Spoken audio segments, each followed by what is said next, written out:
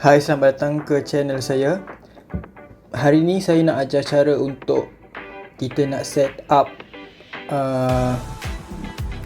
page numbers ataupun nombor muka surat dalam sebuah file ataupun buku yang kita dah cipta. Mula-mula kita pergi kat bahagian pages, klik pages, dan kita mesti klik bahagian parent. Ni parent ni auto tau. Parent A, parent ni parent pertama yang dia dah buatkan. So kita auto bila kita dah buat ni, dia terus create. So kita terus create A parent ni. Bila dah masuk ke bahagian A parent, dia akan keluar template macam ni je, 2 page ni je. Selepas itu kita pergi kat type tool dan kita buat text box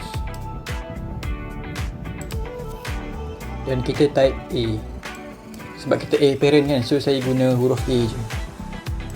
So senang nak rujuk. Kita pisahkan sikit.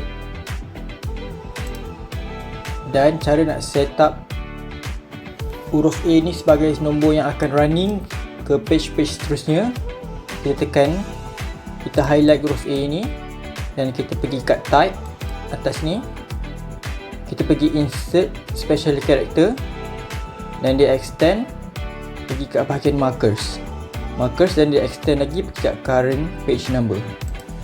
Ok, so bila dah macam ni, nombor ni dah di set, huruf ni dah di set sebagai nombor bagi page tertentu. Dia jadi macam template lah. So lepas ni siapa-siapa yang ataupun mana-mana page yang guna master ni akan auto lah keluar nombor muka surat tu, dan kita boleh copy untuk page sebelah.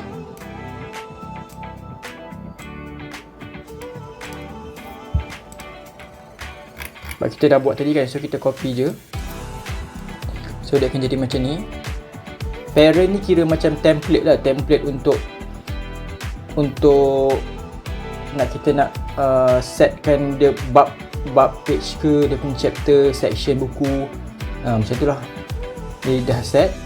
Kita pergi kat page balik dan kita cuba tengok, kita ni tadi kat parent kan, kita tekan balik yang bahagian buku yang page biasa tadi.